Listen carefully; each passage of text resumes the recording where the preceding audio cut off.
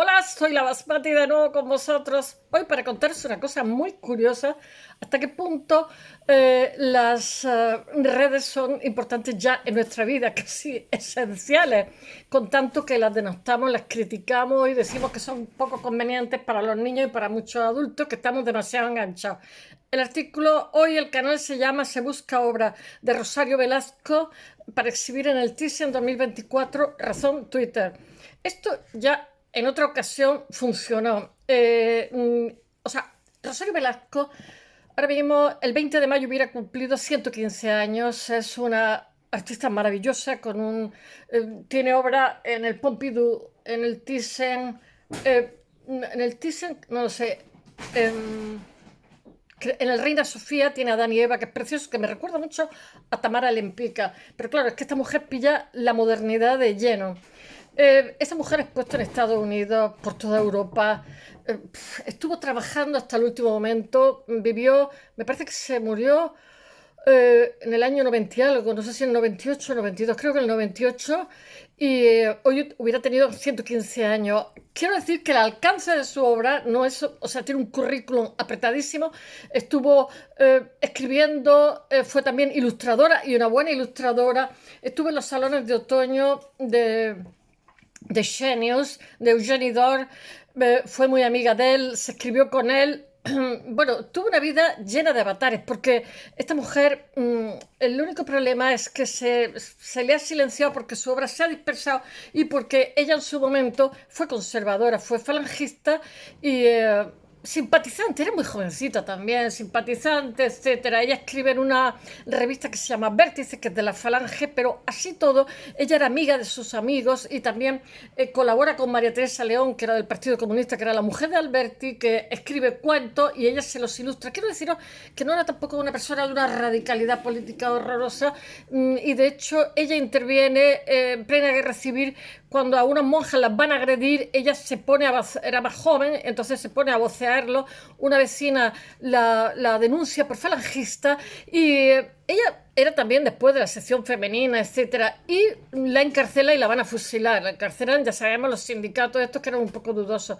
Entonces, él había conocido en casa de Gustavo Gili, los chismes que os cuento, había conocido un médico que era un alergólogo, y yo creo que era catalán porque se llama Xavier, no sé qué, ahora lo contaré un poquito mejor, y está haciendo una síntesis, y con este señor, él utiliza sus influencias, la liberan y se escapan a pie hacia Francia.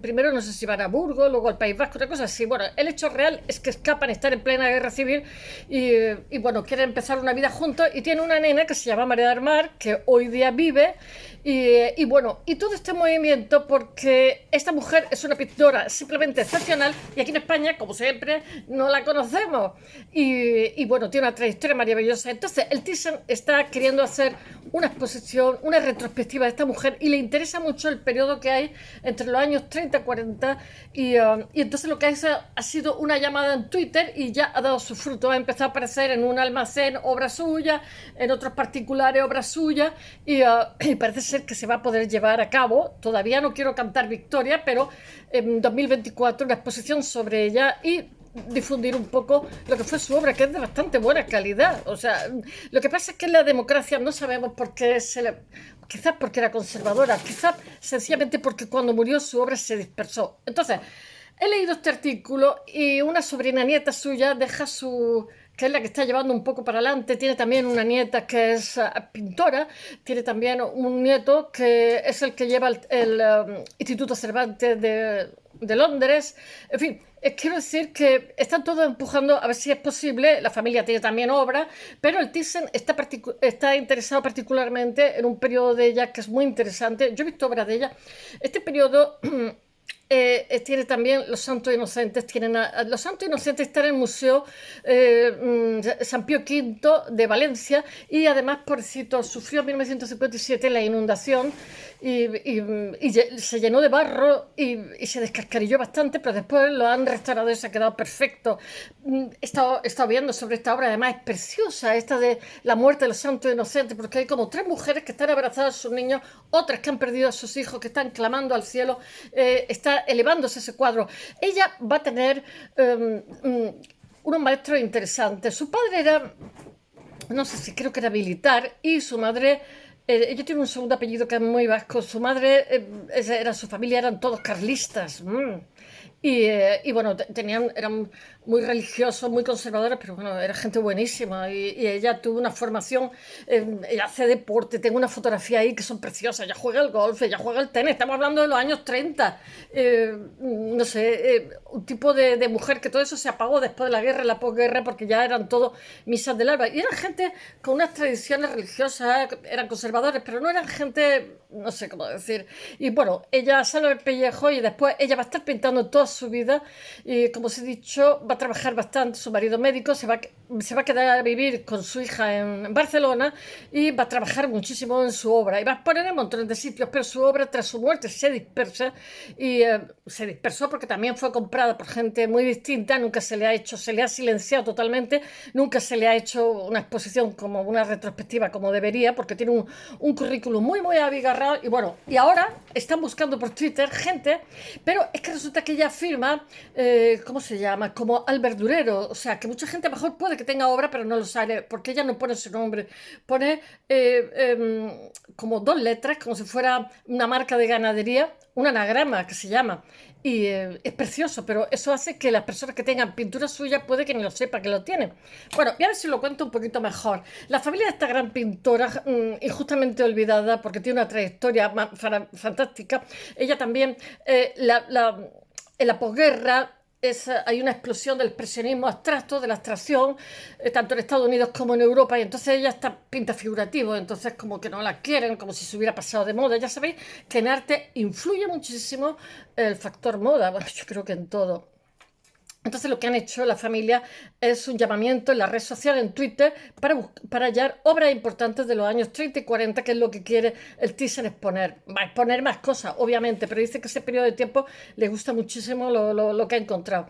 Y toda esa obra está en paradero desconocido y son cruciales para la exposición. Entre las virtudes de las redes sociales, que también tienen muchos defectos, las redes sociales hacen de altavoz para encontrar obras de arte. Hace un año se hizo un llamamiento también vía Twitter, Rodrigo Muñoz Avia, con el objetivo de buscar obras suyas, piezas suyas perdidas y, de su madre, Amalia Avia, para incluirlas en la retrospectiva. Yo creo que esta Avia es la mujer de Lucio Fontana, que es un artista maravilloso de la posguerra, creo. Porque yo he visto piezas de ella. Y bueno, entonces lo que hizo el hijo fue buscar las piezas vía Twitter para incluirlas en una retrospectiva que iba a dedicarle la Sala Alcalá 31 de Madrid. Y lo encontró, ¿eh? La iniciativa tuvo tanto éxito que localizaron 80 obras. Ahora ha hecho lo propio la periodista Toya Viudes, que es sobrina nieta de nuestra pintora, Toya Viudes de Velasco, sobrina nieta de ella. Y entonces, de la pintora Rosario de Velasco, artista olvidada y silenciada, absurdo, injustamente. Ya os he dicho que Into File a los 900 años le publicamos su obra, que se había traducido a todos los idiomas del mundo y era la obra más traducida después de las Mil y una noches dentro de lo que es la literatura árabe. Y aquí en España, que él era español y andaluz, pues nada, vivíamos felices como perdices.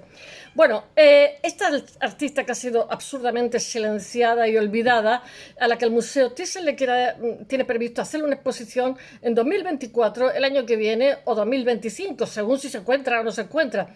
Dependerá de si consiguen o no consiguen el objetivo de encontrar obras importantes de su primera etapa, que son los años 30 y 40, que son muy interesantes, que es la de mayor reconocimiento nacional e internacional. Ella ha expuesto por todo el mundo, ¿eh? Bueno, por Asia me parece que no, pero por Europa y América, Norteamérica, etcétera. Bueno, son fundamentales, aparte tiene muchas obras, son fundamentales para organizar una retrospectiva completa de su producción. Yo voy a decir una cosa, los que tienen obra de esta mujer, en el momento que tiene una retrospectiva dentro del Thyssen con un catálogo razonado, incrementan su precio de mercado. Lo digo porque os preguntaréis por qué la gente presta obras en las exposiciones, y es que sencillamente lo mismo que cuando vemos el Ola y vemos la casa de alguien.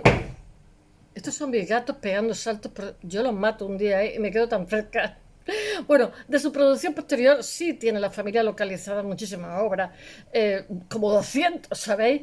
Pese a que lleva pocos días en marcha, esta campaña ya surtió su fruto, ¿eh? Ya ha empezado a dar su fruto. La sobrina de una íntima amiga de Rosario de Velázquez ha anunciado que tiene 8 nuevos cuadros del artista y de la primera época, la más codiciada. Sandra escribe un tuit que dice: mis padres tienen, tengo que leerlo, 3 cuadros de ella, pero de época más reciente. No sé si os puede interesar también. Tiene también otra de esa época anterior. La Casa Roja, con la cual ganó el premio Sant Jordi, porque ella vivía en Cataluña, el marido era catalán, ha sido buscado en Cataluña y ha sido localizado en unos almacenes. Bueno, sus pinturas más conocidas son Adán y Eva, de 1932, que se halla en la colección del Reina Sofía, de 1988. Dice: siempre he pensado que este cuadro es el que ha mantenido vivo el nombre de Rosario, advierte su sobrina nieta. Dice: probablemente si se hubiera perdido, ella habría pasado al más absoluto de los olvidos. Es injusto que sea una artista tan desconocida en su propio país cuando tuvo una obra de tanta calidad, de tanta altura y fue prolífica. Murió pintando a los 86 años. Ojalá la exposición, hoy tendría 115, ojalá la exposición en el Thyssen sirva para hacer un estudio en profundidad de lo que fue su trabajo. Bueno, Rosario de Velasco realmente se presentó con el Adán y Eva, la Exposición Nacional de Bellas Artes del 1932. Me recuerda muchísimo a Tamara Lepica, es precioso. Ganó la segunda medalla de pintura. A estos concursos, estas bienales, se presentaba también Picasso, se presentaba todo el mundo. Ganó la segunda medalla de pintura. Después, esta pieza se expuso en Copenhague, en Berlín, y lo adquirió el Estado español y pasó a las colecciones del Museo Español de Arte Contemporáneo, que se escribe MEAC, el acrónimo. El Reina Sofía cuenta con otra pieza del artista que no tiene título. La gente le llama el cuarto de los niños. En estas colecciones, el Museo de Bellas Artes de Valencia se atribuyó a de Velasco La Matanza de los Santos Inocentes, cuya autoría hasta entonces se había pensado que era de Ricardo Verde Rubio. Es preciosa la Matanza de los Santos Inocentes. No hay paisajes, no hay nada, simplemente hay madres con niños o sin niños. Y tiene como muchos ritmos, porque unas están, o sea, en primer término te están mirando la madre con los niños, que es como muy intimidatorio, y después la otra están como clamando al cielo. Bueno, es una preciosidad. Bueno, el Museo del Traje tiene otra pintura que se llama Maragatos, los leoneses son los maragatos, y el Centro Pompidou de París tiene 2 obras suyas, la colección que se llama, son muy bonitas, las he visto, el Carnaval y... Antes de la Guerra Civil en España se celebraba muchísimo el carnaval, después, ¿no? Y después Esquisse de una berge à l'enfant, en francés, no sé lo que significa, de un niño, no sé qué. Bueno, la familia conserva algunas obras importantes como las lavanderas, que lo he puesto en el blog, todo esto lo he puesto en el blog. Rosario de Velázquez, que es como se llamaba, Rosario de Velázquez Belaustegui Goitia, bueno, un apellido vasco.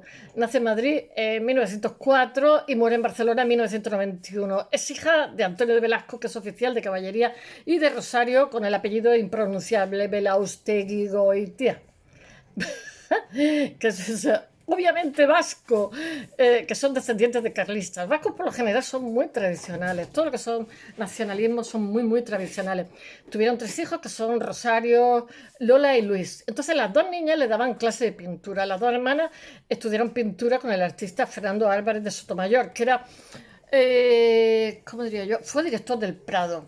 Y entonces Álvarez Sotomayor lo que pasa es que le muestra, le dio clases varias veces en diferentes años, le muestra a Tiziano, le muestra a Velázquez, o sea, ¿cómo diría yo? Le muestra unos parámetros para que vaya en esa dirección.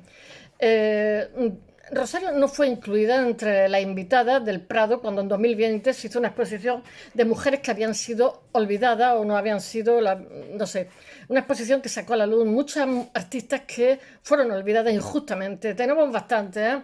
Conoció en casa de Gustavo Gili, el editorial, el editor, conoció a su marido, que era Xavier Ferrerós Coll, y que era un médico alergólogo, que logró sacarla de la cárcel donde la iban a fusilar, la cárcel Modelo de Barcelona. Ahí pues, estaba enamorado de ella y movió hilos de amigos, de conocidos y tal, y escaparon de la mano y andando, así, tal cual, donde iba a ser fusilada gracias a la complicidad de un conocido que tenía. Mira, se salvaba la vida por esas cosas. Se cuenta, aunque la familia no sabe a ciencia cierta, que salió en defensa de unas monjas a las que unos le increparon, que la estaban agrediendo, y ella, que era jovencita, la defendió en la calle. Después una vecina Es que hubo un vacío de poder. Cuando se dio un golpe de Estado hubo un vacío de poder, entonces, pues bueno, si el vecino le caía mal, iba a tu casa y te pegaba un tiro. Una vecina la acusó de falangista y fue arrestada por agentes de la CNT. Rosario y Javier se casan en Barcelona en 1937 y ponen rumbo a Francia a pata, porque así se gastaban las cosas. En San Sebastián nace su única nena, que se llama María del Mar, es un nombre muy de mi tierra, que aún vive, y tras la guerra civil se instalan en Barcelona. Bueno, ella era de familia conservadora, su madre era carlista, pues ya me dirás, y burguesa y católica. En alguno de los artículos sobre Rosario se habla de su acercamiento de joven a la falange, pero bueno, ¿cómo podemos juzgar? Esto es como el autor del Tambor de Hojalata, que con 14 años le decían que había sido pronazi y con 14 años le decía que devolviera el premio Nobel. Y yo digo, por favor, o sea, yo no puedo juzgar a alguien con 14 años ni con 16. Dice su sobrina nieta, dice, no sé si estuvo o no, supongo que tonteó como otros muchos jóvenes de la época. ¿Pudo influir en que sea una pintora desconocida? Dice, no lo sé, no tengo ni idea. Yo creo que no, de verdad. Ella estuvo también con gente de izquierda, estuvieron trabajando juntos, la querían, la apreciaban, era una persona educadísima, de verdad. O sea, encontrar esqueletos en el armario por chorradas cuando tienen 16, 17 años, dice, no me atrevería a decir que sí. Bueno, en la bibliografía del artista era conservadora, punto pelota. En la bibliografía de la artista también se dice que fue ella la última que fotografió a José Antonio Primo de Rivera. Pero no sabemos si es cierto, dice la sobrina. La familia no tiene idea de ello. Yo creo que es un cuento chino que se han inventado, dice la sobrina. Se lo pregunté a su única hija, que todavía vive, su tía, y tampoco sabe nada del tema. Rosario pertenece a un grupo de destacados pintores españoles de vanguardia como María Reset, Ángeles Santo, Maruja Mayo. Maruja Mayo tengo que hablar un día porque es maravillosa. Ella, pintores ibéricos se llamaban. Bueno, hay todo un movimiento. España, aunque había muchísimos líos en aquella época porque había un mal reparto de la renta, etcétera, también hay un burbujeo cultural fantástico en esta época porque ella va a estar con la generación del 27 y la van a querer muchísimo. Bueno, ella es admiradora del arte italiano porque Sotomayor le había enseñado, ¿cómo se llama? Giotto, Mantegna. Mantegna me encanta porque era escultor y se nota que es muy volumétrico, como le pasa a Miguel Ángel. Rafael Sanzio, ella adoraba Pompeya, forma parte de la Sociedad de Artistas Ibéricos que os he dicho y fue seleccionada para la Bienal de Venecia 1942, expone en Pittsburgh, expone en París y yo que sé, en importantes galerías de Madrid. Tiene un currículum tremendo, Barcelona, Biosca, Gaspar, yo que sé, Parés, Sira, pero no hay un solo estudio en profundidad, solo algunos parciales como los de José Luis Alcaide. O sea, esta mujer no se le ha hecho una retrospectiva nunca de la Universidad de Valencia sobre esta excelente e increíble pintora que ha sido muy elogiada por la crítica de la época. No hay nada. Dice Tomás Borrá en ABC sobre ella, dice, quizás la pintora de más personalidad de este momento de nuestra pintura, en el cual la mujer avanzando también tiene su puesto. Bueno, se conservan los caballetes, se conservan las paletas, los pinceles, pero todo eso está muy bien, pero si no le hacen una retrospectiva, mi lavadora siempre la tengo puesta cuando estoy con el canal. Bueno, entre los temas preferidos de su pintura está el carnaval, lo femenino, el mundo de los niños. Pinta murales, la capilla de la residencia de señoritas, que luego le cambiaron el nombre porque era un poco cursi. Lo de la residencia de señoritas le ponen Teresa Cepeda, que es Santa Teresa de Jesús, ¿no? Hoy esos murales están desaparecidos, los tiraron. Además de pintora, Rosario de Velázquez, siempre hemos tenido una cantera de artistas maravillosos. Rosario de Velázquez es una increíble ilustradora y va a trabajar de ilustradora, ilustradora de cuentos. Y entonces tiene Princesa del Martirio, de Concha Espina, Cuentos para soñar, de María Teresa León, de la cual va a ser muy amiga. María Teresa León era del Partido Comunista y era muy, muy amiga. Colaboradora de la revista Vértice, que es de la Falange. La colección ABC también tiene dibujos de ella en el Carnaval de 1936, que forma parte de la exposición Dibujantas, pioneras de la ilustración, ya voy, en el Museo ABC en 2019. Bueno, relata a la sobrina nieta que se llama Toya Viudas. Si quieren aportar información, ha dejado su email para si sabemos algo. Ojalá Toya, pero no tengo una colección. Mi colección soy yo la única. Bueno, sí que tengo cosas de otros, pero no. Ojalá tuviera de tu tía. Maravilloso. Lo aportaría enseguida. Es toyaviudes67@gmail. Toya Viudes, Toya con Y. gmail.com, si vosotros tenéis, los que me escucháis, algo de esta mujer.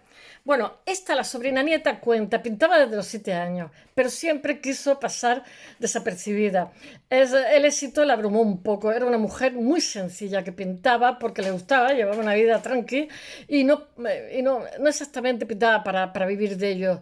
De Velasco estuvo 15 años sin exponer. Hubo un cambio tremendo en su pintura que empezó a perder forma y es cuando ella dijo, ahora sé pintar. Ella fue amiga de Dionisio Ridruejo. Voy a decir una cosa, la Falange, yo tengo un tío que fue fundador de la Falange, pobrecillo, le dieron el paseillo. En casa de mi abuelo había de todo, mi padre decía que era la guerra civil porque había socialistas, había de Falange. Fue la guerra civil, es eso. Bueno, la Falange en un principio era muy elitista, no es la Falange de después, que con eso no lo justifico. No es la Falange después que todo el mundo se apunta para ver si pilla un cacho de botín, ¿no? De la posguerra. Entonces, ella es amiga de Dionisio Redruejo, muy amiga de Carmen Conde, de Eugenio Dors, que la bautiza como la Pola Negri, que era una actriz de cine mudo que fue muy famosa. Ella decía que era la Pola Negri española, del arte español, y la incluye en muchas cosas. Eugenio Dors le encantaba. En el Salón de los 11 de 1944, que es una copia de los salones franceses del siglo anterior, pero Eugenie Dors era una persona bastante culta, que no es que estuviera de acuerdo porque Eugenie Dors había sido, ya voy, había sido de la CNT y tuvo un lío en Barcelona y entonces cogió y cambió de bando político. Pero una persona bastante culta. Y entonces lo que intenta es que la posguerra española organizar, él recepciona las cosas que ha mandado, la joven república mandó unas pinturas a Ginebra para salvar el Prado de la rapiña, de la destrucción de las bombas, etcétera, ¿no? Y entonces él lo que hace es recepcionarlas y apuntarse el tanto, como hacen en política, ¿no? Pero con independencia de eso, no quería que en la España de posguerra, que va a tener, pues yo que sé, una posguerra terrible, muy larga, porque tuvo un bloqueo económico por parte de Estados Unidos porque se hicieron matanzas de civiles por parte del Estado. En fin, conclusión, que entre unas cosas y otras hubo muchísimos más muertos, o bien por fusilamiento, o bien por las cosas que pasan en la guerra, o bien sencillamente porque el bloqueo de Estados Unidos impidió que entrara y saliera, que se pudiera exportar, que se pudiera importar, no había medicina, no había comida, etcétera. Y aparte de los hombres jóvenes estaban en las cárceles, ¿no? Y Eugenie Dors lo que hizo fue seleccionar, que hoy no se hace, ojalá se hiciera, emergentes y los hacía exponer en Madrid. Entonces, su salón, por ejemplo, de los 9, su salón de los 11, cada uno, por ejemplo, había el embajador de Japón, elegía un emergente y decía que primero hacían una exposición conjunta y después cada uno hacía una exposición de ellos solos, nada más que de ellos. Y bueno, eso fue una promoción para montones de grupos que había en España, que bueno, entre medio de todas las desgracias había una grandísima vitalidad por las artes. Y después, más tarde, en los años 50, hubo unas exposiciones iberoamericanas también, pero eso ya no fue Eugenie Dors porque ya había muerto para entonces. Pero quiero decir que el que abonó un poco el panorama de la primera posguerra española, convocando muchísimas cosas, fue Eugenie Dors y lo hizo muy bien, lo hizo muy bien. Bueno, en 1944, este mismo año, entonces ella va a ser uno de los que van a participar. Este mismo año publicó en La Vanguardia un precioso texto sobre la rosariana y mantuvieron una fluida correspondencia Eugenie Dors y nuestra pintora, que se conserva en el Archivo Nacional, y se ha localizado un retrato de Eugenie Dors pintado por Rosario de Velasco, que seguramente estará en la muestra del Thyssen que se va a hacer para el año que viene. Su nieto, Víctor Ugarte, es historiador del arte y actualmente es director del Instituto Cervantes de Londres, que os he dicho antes, y pone en marcha hace unos años una web sobre su abuela, mostrando pintura, etcétera. Rosario de Velasco, es que es una pena que una persona tan valiosa se le olvide. Rosario de Velasco firma sus obras con un monograma que os he dicho, claro, pero no se sabe, puede haber gente con ese monograma, que también lo he puesto en mi blog, que no saben ni de quién es la obra. Normalmente en color rojo, imitando a Durero. A veces incluye otra, no, muy similar al que usa Albrecht Dürer, Alberto Durero, y que también le gusta. Bueno, su sobrina nieta confía en que haya gente que vea en las redes esta información de la prensa y puede identificar así obras perdidas que no sabemos en qué punto de España están. Sus amigos y su familia, que son Mavi, una de sus nietas, que es también pintora, y quienes la conocieron, retratan a Rosario de Velasco. He puesto unas fotos preciosas, como una mujer guapa, moderna, viva, chispeante, sutil, con muchísima vitalidad, algo caótica, independiente, le gustaba disfrazarse, era el alma de la fiesta, y con el dinero que ganó con la Adán y Eva se fue con una amiga a Rusia en 1932. Era muy deportista, esquiaba, jugaba al golf, jugaba al tenis, era amiga de Lili Álvarez, pero sobre todo, eso lo está diciendo la nieta, era una gran montañera, le gustaba, a mí también me encanta la montaña, le encantaba la montaña, se compró una casa en Loagre, que es un pueblo de Huesca. Bueno, cuenta la sobrina nieta, Toya Viude, que se muestra muy agradecido al Thyssen por el esfuerzo que está haciendo de querer hacer una exposición a su abuela y que ojalá sea posible. La exposición de Rosario de Velasco es una de las que por las que apuesta el Thyssen, por las mujeres artistas que no han sido suficientemente reconocidas en España. Y en octubre abrirá una exposición que se llama Maestra Antigua, el Thyssen, maestra antigua y moderna, que son, entra pues Artemisa Gentileschi, yo que sé, Angélica Kaufmann, Clara Peter, Rosa Boger, Marie Cassatt, Bertie Morrison, de muchas de ellas os he hablado, María Blanchard, Natalia Gorbachova, no, Gorsharova, Sonia de la UNAI, Maruja Mayo, etc. Maruja Mayo os tengo que hablar un día, y está prevista la retrospectiva de Isabel Quintanilla del grupo de retratistas madrileños. El pasado 20 de mayo, Rosario de Velasco habría cumplido, como os he dicho, 119 años. Espero que os haya gustado. Ojalá sea posible que encuentren piezas a través de Twitter, y si conocéis de alguna, por favor, hacérselo notar a la sobrina nieta, que es periodista y es la que está empujando para que esto llegue a ser una realidad, para que sea posible. Hasta mañana.